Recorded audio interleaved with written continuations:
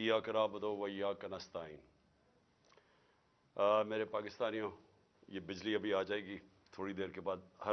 आप सब जानते हैं कि लोड शेडिंग का क्या हाल है। आ जाएगी बिजली। मैं आज अपनी कौम की तरफ से अपनी अदलिया को मुबारक देना चाहता हूं। और मुबारक क्या देना चाहता हूं कि जो सफ़र आज से 26 साल पहले मैंने शुरू किया था, इंसाफ की तहरीक। इंसाफ की तहरीक का मतलब होता है रूल ऑफ लॉ, कानून की हुक्मरानी। इंसाफ का मतलब होता है सब कानून के सामने एक बराबर। मैं आपको इसलिए बता रहा हूं, मैं अपनी नौजवान नस्ल को इसलिए बता रहा हूं कि अमीर और गरीब मुल्कों के अंदर फर्क ही एक है। अमीर मुल्कों में इंसाफ है, रूल ऑफ लॉ है, कानून की हुक्मरानी है। जिस मुल्क में भी गुर्बत है, एक एक मुल्क आप देख लें, उधर जंगल का कानून है, उधर ताकतवर के लिए एक कानून, कमजोर के लिए दूसरा। सो इसलिए आज जो उस रास्ते, यानी वो रास्ता जो इंशाअल्लाह पाकिस्तान को एक अजीम कौम बनाएगा, वो उस रास्ते के ऊपर हम निकल चुके हैं। हमारे सुप्रीम कोर्ट ने आज एक ऐसा फैसला किया कि उसने पाकिस्तान के आइन को, पाकिस्तान के कानून को उन्होंने आज अपहोल्ड किया। उन्होंने आज कायम की कानून की हुक्मरानी। और ये, अब मैं ये कहना चाहता हूं कि ये मेरी जिंदगी में मुझे अफसोस से कहना पड़ता है कि बहुत कम दफा ऐसे हुआ है। और काश कि ये पहले हो जाता तो आज पाकिस्तान एक वो मुल्क होता जो खुशहाल तरीन मुल्क होता। हम आज, हमारे ये हालात ना होते जो बदकिस्मती से आज पाकिस्तान के हालात हैं कि हमें हर जगह पैसे मांगने पड़ते हैं, कर्जे मांगने पड़ते हैं, हम जलील होते हैं, हमारे लोग जलील होते हैं, कौम की इज्जत नहीं है। जो कौम अपनी इज्जत नहीं कराती, दुनिया उसकी इज्जत नहीं करता। तो ये कानून और इंसाफ, रूल ऑफ लॉ, ये जुड़े हुए हैं खुशहाली के साथ। एक कौम सिर्फ वो खुशहाल होती है जिधर तरक्की होती है, वो जुड़ी हुई होती है जिस मुल्क के अंदर इंसाफ होता है, कानून होता है। नेल्सन मंडेला ने कहा था कि अगर गुर्बत हटानी है तो इंसाफ दो। उसने ये नहीं कहा था कि कहीं बाहर से कर्जे लो या पैसे मांगो। इंसाफ करो, आपके मुल्क में वैसे गुर्बत खत्म हो जाती है। जो अमीर मुल्क है, स्विट्जरलैंड की मैं मिसाल देता हूं, रूल ऑफ लॉ इंडेक्स में, यानी वहां इंसाफ जो उसको जो ग्रेड करते हैं तो वो 99% है। तो इसलिए वहां खुशहाली है, कुछ भी नहीं है, वसाइल भी नहीं है। तो आज मैं इसलिए फिर भी अपनी कौम को मुबारक देना चाहता हूं कि एक बहुत बड़ा यहां एक माफिया बैठा हुआ है पाकिस्तान में, कब्जा ग्रुप है। और ये कब्जा करके बैठ के इस मुल्क पे पिछली अप्रैल से, और इन्होंने हर किस्म की पाकिस्तान के अंदर जो बुनियादी इंसानी हुकूक है उनको ख़त्म किया। इन्होंने हर किस्म की कानून की वायलेशन की। इन्होंने वो काम किए जो किसी जमहूरियत में नहीं हो सकते, कि वो लोग पहले इक़्तिदार में आते हैं एक ऑक्शन के जरिए, इलेक्शन के जरिए नहीं, अवाम का मैंडेट लेके नहीं आते, पैसे खर्च करके, हराम के पैसे से लोगों को खरीद के एक साजिश के तहत, और बैरूनी साजिश साथ मिलवाई इन्होंने अपने साथ। पहले हम समझते थे कि बाहर से साजिश हुई है, इन्होंने साथ मिलाई। यहां के जो मीर सादिक थे, इन्होंने गद्दारी की। इन्होंने बाहर से कुव्वतों को अपने साथ मिला के ये साजिश की गवर्नमेंट गिराने की। और उसके नतीजे में वो लोग आए जिन्होंने वो काम किया है जो किसी जमहूरियत में हो ही नहीं सकता। अपने अरबों रुपए, 1100 अरब रुपए के इन्होंने केस माफ करवाए, सिर्फ कानून बदल के, पार्लियामेंट में बैठ के नैब की अमेंडमेंट चेंज करके 1100 अरब रुपए का फायदा करवाया अपने आप को। तो आज मैं, और फिर उन्होंने पूरी कोशिश की कि किसी ना किसी तरह ये इक़्तिदार में रहे, और हर वो कोशिश की कि किसी तरह अवाम की राय ना आए। जो भी बाय इलेक्शन हुए, और अल्लाह का करम है कि 30 बाय इलेक्शन जीती है तहरीक इंसाफ 37 बाय इलेक्शन में से, जब से हमारी गवर्नमेंट गई है। तो इसलिए डरते हैं इलेक्शन से, और इलेक्शन से बचने के लिए इन्होंने ہر کوشش کی اور یہ پوری کوشش کی کہ جب 90 دن کے اندر واضح تھا، آئین کے اندر واضح تھا کہ 90 دن سے زیادہ، جب اسمبلی ڈیزالو کی ہم نے، قربان کی اپنی دونوں اسمبلیز، تو جب یہ واضح تھا کہ 90 دن کے آگے نہیں جا سکتا الیکشن، تو انہوں نے پوری کوشش کی، گورنرز کو ساتھ ملایا، انہوں نے ہر کوشش کی کہ کسی طرح یہ الیکشن نہ ہو. اور سپریم کورٹ نے جب آج فیصلہ کیا تو میں پہلے تو سپریم کورٹ کو یہ کہنا چاہتا ہوں کہ قوم آپ کے ساتھ کھڑی ہے. قوم اس ملک میں ترسی ہوئی ہے انصاف کے لیے، رول آف لاء کے لیے، اور میں آپ کو یقین دلاتا ہوں کہ یہ 99 نہیں ہے. 98 99 میں جب اس نے، اسی نون لیگ نے ایک سپریم کورٹ کے چیف جسٹس کو ڈنڈوں سے اٹیک کیا اور بھگوایا وہاں سے، اور پھر پیسے دیے، وہی رفیق تاڑڑ وہ پیسے لے کے، بریف کیس لے کے گیا اور کوئٹہ بینچ خریدے. اور وہ چیف جسٹس جو سب آج تک سب سجاد علی شاہ کو سمجھتے ہیں کہ وہ ایک ایماندار دیانتدار چیف جسٹس تھا، اس کو سپریم کورٹ سے انہوں نے ہٹوایا.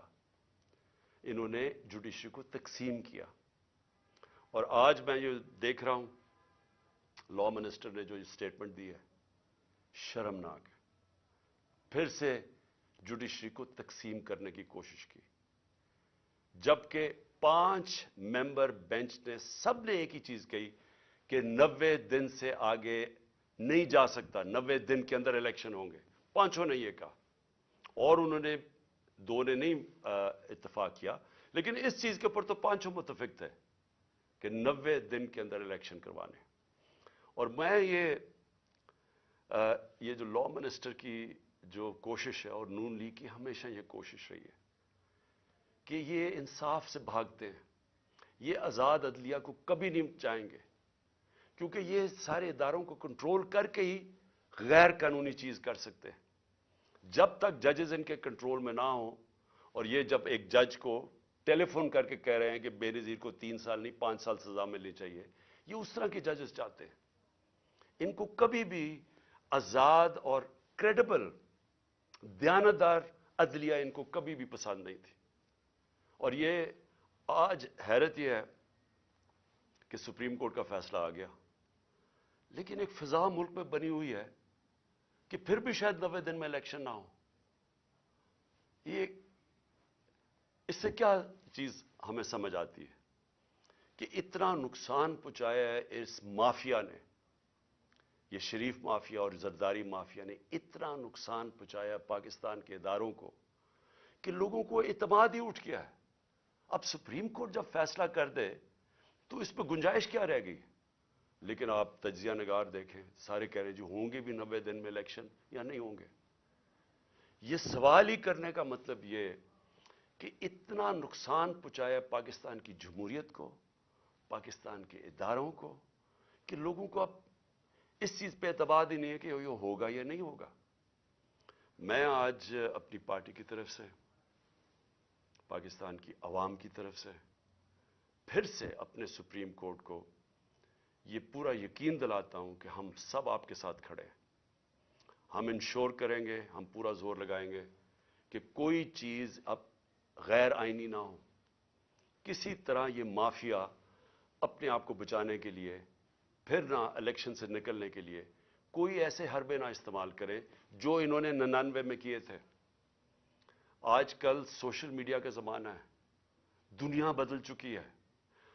آج جو پاکستان کا نوجوان ہے اس میں وہ شعور ہے جو کبھی پہلے نہیں تھا. جب 98 99 میں جب بھی انہوں نے سپریم کورٹ پہ حملہ کیا تھا تو اس طرح کا شعور نہیں تھا. لوگوں کے پاس ایسی یہ جو انفارمیشن کی ریولوشن آئی ہے، یہ جو موبائل فون کے ذریعے آئی ہے، یہ ایسا شعور کسی میں بھی نہیں تھا. تو وہ تھوڑی دیر کے بعد ایک دم چپ کر کے ایشو سیٹل ہو گیا. مائٹ از رائٹ ہو گئی، جس کی لاٹھی اس کی بھینس بن گئی. جنگل کا قانون آ گیا کہ جب آپ نے چیف جسٹس کو بھگا دیا تو سارے چپ کر کے بیٹھ گئے. آج پاکستان بدل چکا ہے.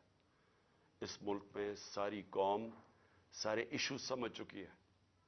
یہ جو آج آپ قوم دیکھ رہے ہیں جو 30 بائی الیکشن جتوائے اور جو ہر اوپینین پول کہتا ہے کہ قوم کیوں تحریک انصاف کے ساتھ کھڑی ہے؟ موبائل فونز کی وجہ سے.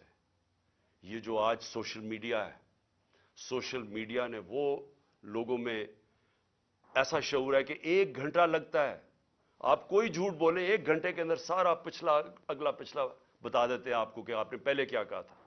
اور اسی وجہ سے یہ پارٹیز نیچے گئی ہیں، جو مافیاز ہیں اس لیے ایکسپوز ہوئے ہیں لوگوں کے سامنے، کیونکہ ان کی ساری پرانی سٹیٹمنٹس تیار ہیں، لوگوں کے پاس ہے موبائل فون پہ. نہیں ہے تو سوشل میڈیا نکال لیتا ہے، اور جتنی تیز چیزیں وائرل ہوتی ہیں اخبار تو کل نکلے گا، آج ہی ساری شام کو سب کو پتا چل جاتا ہے ایشوز کا. تو میں آج کے فیصلے کے بعد جو ہم نے جیل بھرو تحریک تھی اس کو ہم نے اب ختم کیا، اور انشاءاللہ ہفتے کو سیٹرڈے کو ہفتے کو مغرب کے بعد ہم پورا لانچ کر رہے ہیں اپنی الیکشن کیمپین. ہر ڈسٹرکٹ کے اندر میں اپنی کارکنوں کو، تحریک انصاف کے عہدیداروں کو آج بتا رہا ہوں کہ ہر ڈسٹرکٹ میں آپ نے نکلنا ہے، کارنرز میٹنگ کرنی ہے، ایک جلسہ کرنا ہے، اور ادھر میں آپ سب کو اپنے یہاں سے خطاب کروں گا. اور اس کا مقصد یہ ہوگا کہ قوم کو میں یہ بتاؤں گا کہ جس دلدل میں ہم آج پھنس گئے ہیں اس سے نکلنا کیسے آپ، تو وہ کون سے ہم نے چیزیں کرنی ہیں پاکستان کو نکالنے کے لیے.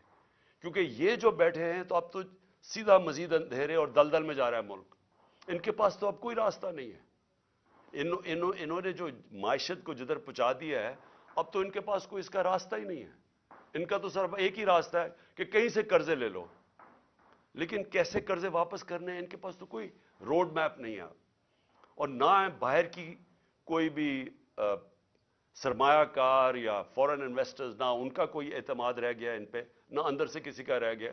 اور وہ جو موڈیز کی لیٹسٹ ریٹنگ آئی ہے، جو کریڈٹ ایجنسی ہے جو فیصلہ کرتی ہے کہ ملک کی کتنی سکت ہے، کتنی طاقت ہے قرضے واپس کرنے کی، تو اس میں تو سب سے نیچے پاکستان اب پہنچ گیا. پاکستان کی تاریخ میں کبھی اتنا نہیں نیچے گرا.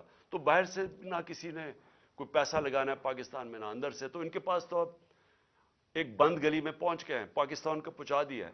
تو انشاءاللہ ہفتے کی رات کو میں آپ کے سامنے ایک روڈ میپ رکھوں گا، کیونکہ الیکشن اب ہم اپنی کیمپین اناؤنس کرتے ہوئے آپ سب کو بتائیں گے کہ ہم نے اب کرنا کیا، آگے ہم نے کیسے کون سے وہ قدم اٹھانے ہیں جو انشاءاللہ پاکستان کو اس مشکل مرحلے سے نکالے گا.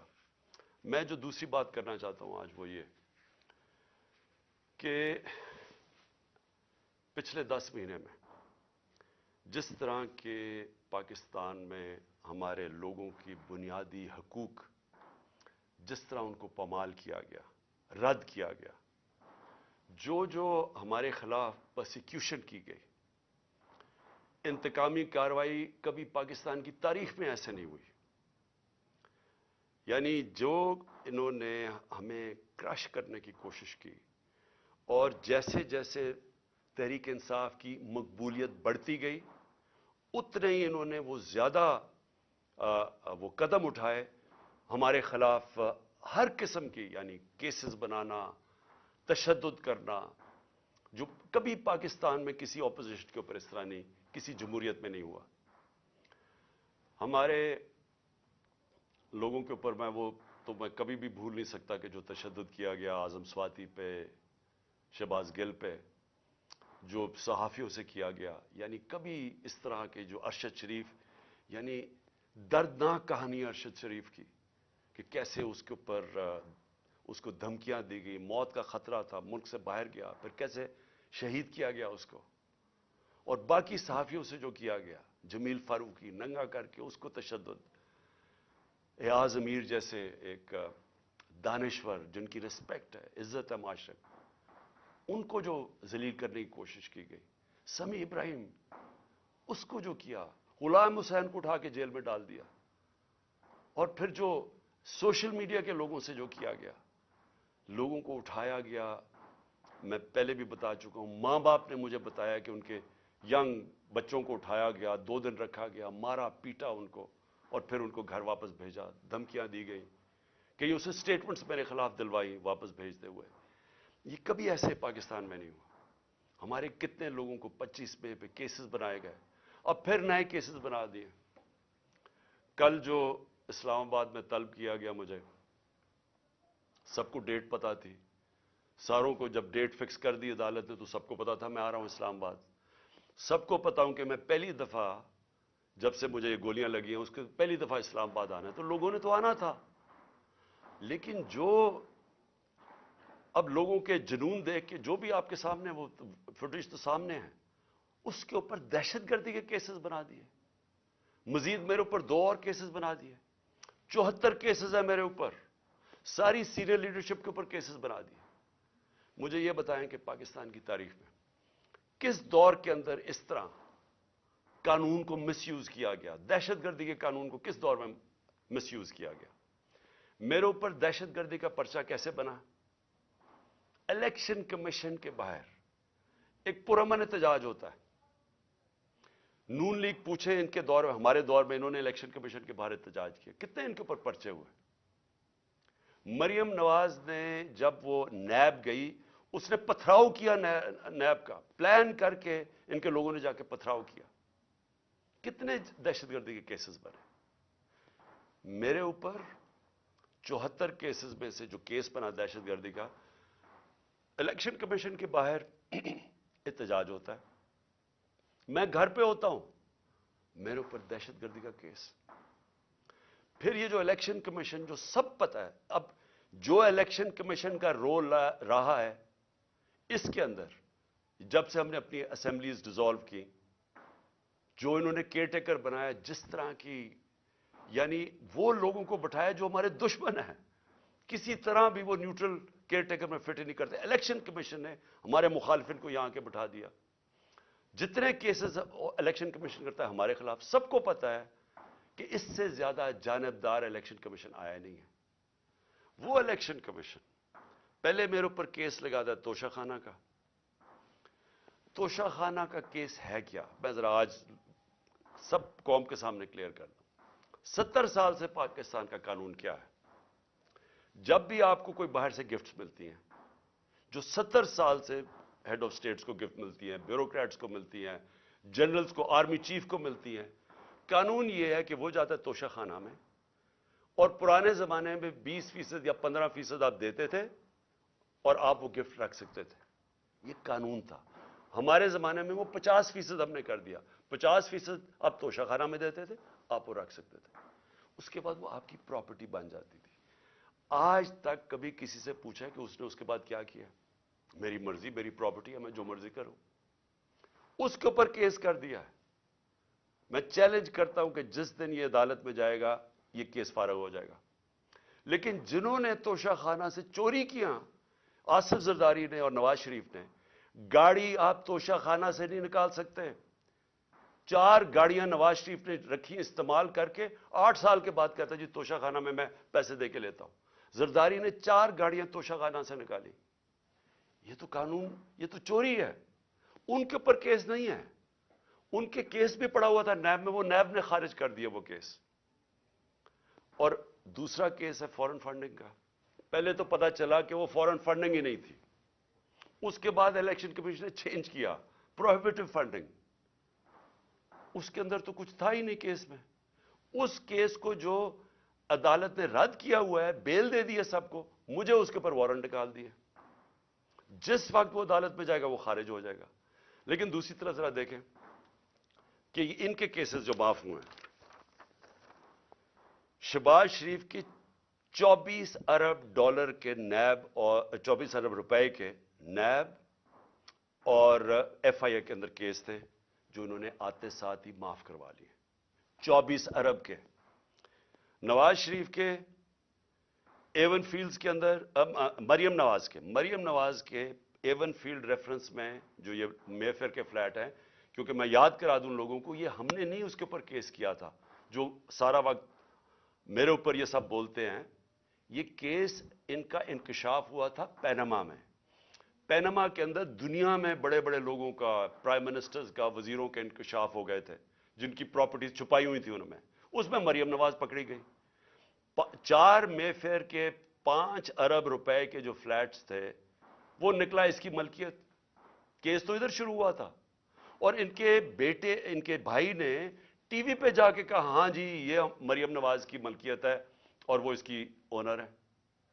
وہ ہے 5 ارب کا. پھر چودھری شوگر مل میں 250 کروڑ کا کیس ہے. پھر نواز شریف کا چودھری شوگر مل میں اس کے اوپر بھی 250 کروڑ روپے کا کیس ہے. اور پھر توشہ خانہ میں 25 کروڑ کا کیس ہے. یہ سب معاف ہو چکے ہیں. آصف زرداری کی پاک لین ریفرنس میں 3.7 3 ارب 70 کروڑ روپے کا اس کا پاک لین ریفرنس ہے. اور اس کا جو فیک بینک اکاؤنٹ کیسز ہیں وہ ہیں 33 ارب کے. یہ ہیں ان کے، اس کے زرداری کے 37 ارب روپے کے کیسز ہیں. اور اس کے اوپر کوئی بات نہیں ہو رہی. 1100 ارب روپے کے ان کے سارے کیس معاف ہو گئے ہیں جب سے یہ آئے ہیں. اور یہ کبھی وہ توشہ خانہ پکڑتے ہیں، کبھی وہ فورن فنڈنگ پکڑتے ہیں. میں یہ بھی آج کہتا ہوں کہ جس دن ہم ساری پارٹیز کی ان کے اکاؤنٹ سامنے آئے، جی پوچھے تو صحیح یہ کدھر سے پیسے اکٹھے کرتے ہیں. ہم تو 8 سال سے اسکروٹی ہو رہی ہے ہماری. ہمارے پاس 40,000 ڈونر بیرس ہے جو لوگوں کو کال کر کے کہتے ہیں انہوں نے کہا ہم نے پی ٹی آئی کو پیسے دیے ہیں. ذرا مجھے بتائیں ان کے پاس پیسہ کدھر سے آتا ہے. اور جس دن اس کی وجہ سے الیکشن کمیشن کا کیس نہیں سن رہا، وہ سامنے ہی نہیں آتا. عدالت کہہ بیٹھی ہے کہ ساری پارٹیز کے اکٹھے کیس سنے جائیں، لیکن ان کے کیس سامنے نہیں آتے. تو ہمارے اوپر کیسز کے علاوہ میں جو بتانا چاہتا ہوں کہ جس طرح جنرل امجد کو پکڑا گیا، میں تو جنرل امجد کو نہیں جانتا، میں تو ان کو ٹی وی پہ سنتا تھا. لیکن اگر کسی کو کوئی شک ہے کہ اگر کوئی محب وطن پاکستانی جو اس ملک کی درد رکھتا ہے، جس طرح وہ بولتے ہیں اور اپنے دل کی بات کرتے ہیں، اس کو اگر اٹھا کے جیل میں ڈال دیا، اور یعنی ہم سب اپنے آپ سے پوچھیں نا کہ اس کا مطلب پاکستان میں تو جمہوریت ختم ہو گئی ہے. یہ تو کوئی، یہاں تو کوئی پولیس اسٹیٹ بن گئی ہے.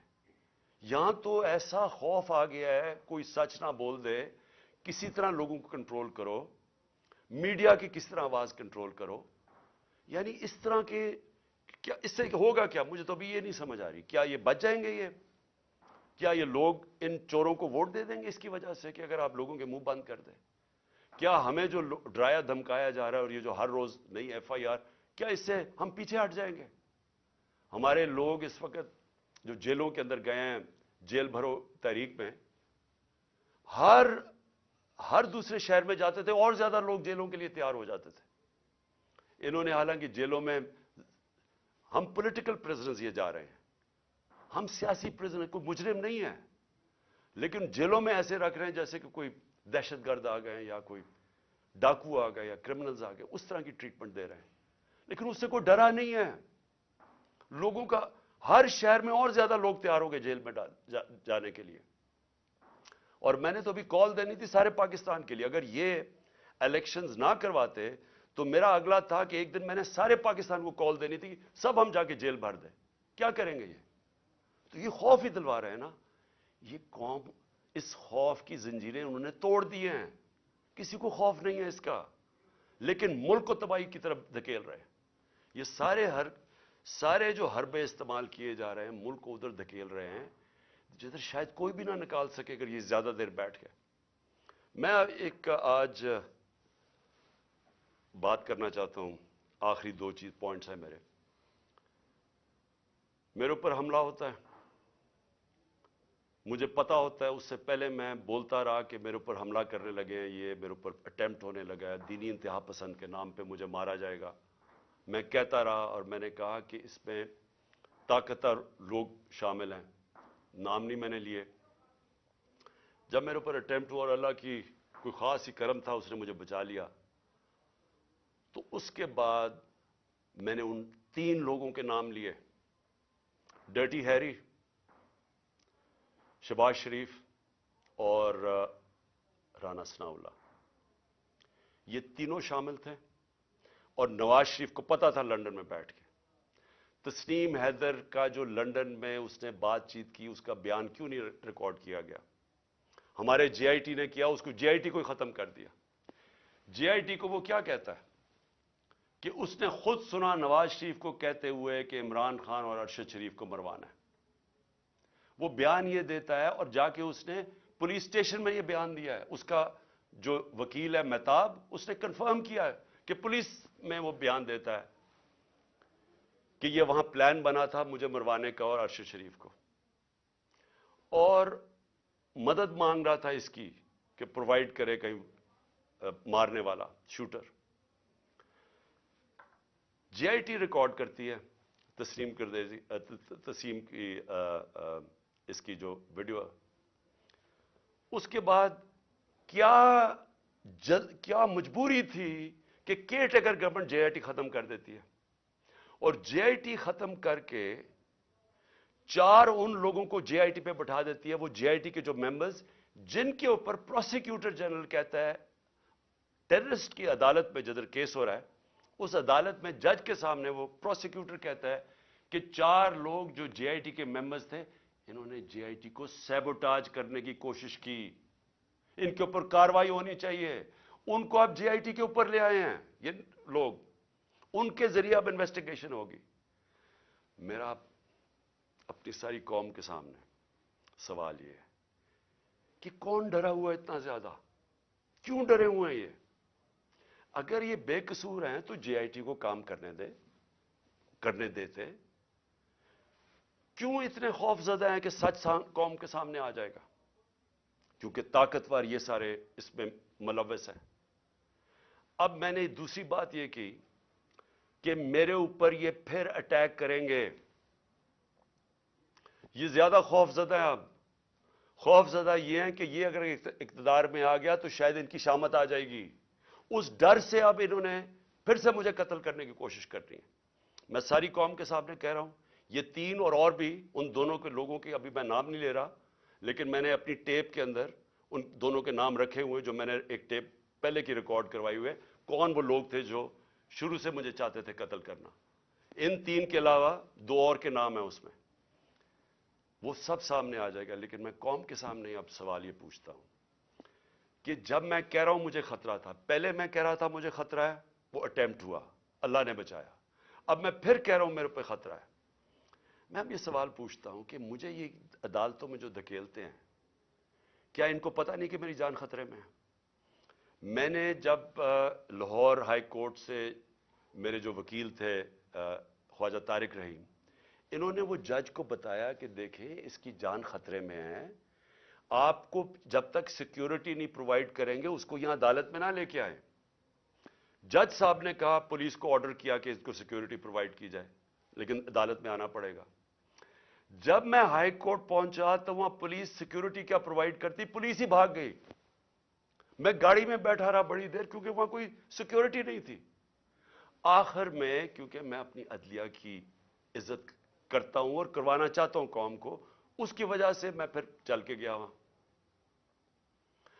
اس کے بعد اب پھر 3 مجھے پیشیاں بھرنی پڑی اسلام آباد میں, اور پیشیاں یہ ہیں کہ جناب دہشت گردی کا میرے پر کیس جو ہے کہ میں وہاں تھا بھی نہیں, وہ ادھر الیکشن کمیشن کے بعد جدھر مظاہرہ ہوتا ہے میرے پر کیس ہے. اس طرح کے کیسز ہیں. یہ کیسز نہیں ہے کہ اربوں روپے کی ملک کا پیسہ چوری کر کے ملک سے باہر لے گیا جو ان چوروں نے کیا ہوا ہے. اس کے اوپر 3 مختلف جگہ پہ مجھے پیشی کرنی پڑی. کوئی پولیس سیکیورٹی نہیں تھی, کوئی بھی کسی ٹائم پہ واردات کر سکتا تھا. اور مجھے بچانا کس نے تھا؟ میں اپنی عدلیہ سے آج کہنا چاہتا ہوں کہ کس نے مجھے ڈیفینڈ کرنا ہے؟ جنہوں نے مجھے ڈیفینڈ کرنا ہے ان سے ہی مجھے خطرہ ہے. کیا انٹیریئر منسٹر مجھے ڈیفینڈ کرے گا یا شہباز شریف کرے گا؟ ان کے نیچے ساری فیڈرل گورنمنٹ کی ایجنسیز ہیں, ان کے نیچے پولیس ہے, تو خطرہ تو ان سے ہے. کیا ڈرٹی ہیری مجھے ڈیفینڈ کرے گا جو خود ہی سب سے بڑا خطرہ مجھے اس سے ہے؟ کون ڈیفینڈ کرے گا؟ تو مجھے ان پبلک جگہوں پہ لے کے جا رہے ہیں, جبکہ میں یہ بتا دوں جو نوید جو شوٹر ہے جس نے مجھے گولیاں ماری تھی, یہ 3 میری ٹانگ پہ اور اوروں کو لگی تھی, اس کی ٹرائل اس کو عدالت نہیں جانا پڑا کیونکہ وہ کہتے ہیں اس کی جان کو خطرہ ہے. اس کی جیل میں ہو رہی ہے ٹرائل, اس کی ویڈیو کانفرنس پہ ہو رہی ہے. تو میری کیوں نہیں ہو سکتی؟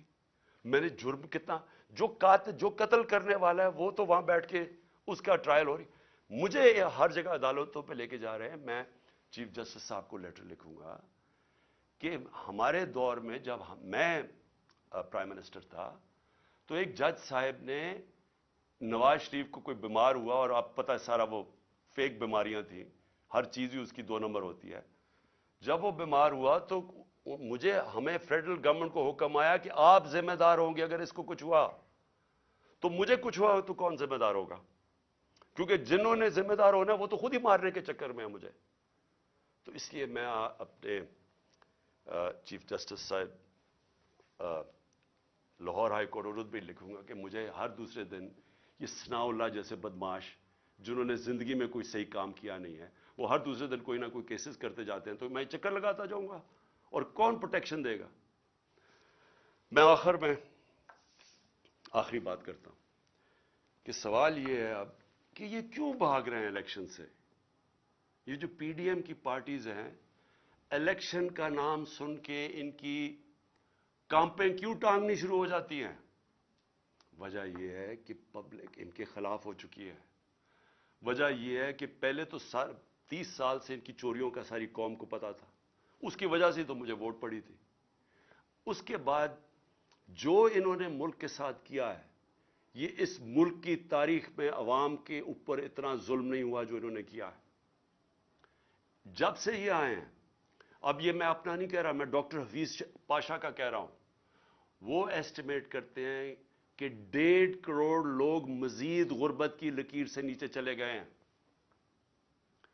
وہ ایسٹیمیٹ کرتے ہیں کہ 80 لاکھ لوگ بے روزگار ہو چکے ہیں جب سے یہ آئے ہیں. وہ یہ کہہ رہے ہیں کہ پاکستان کی تاریخ کی سب سے زیادہ مہنگائی ہوئی ہے.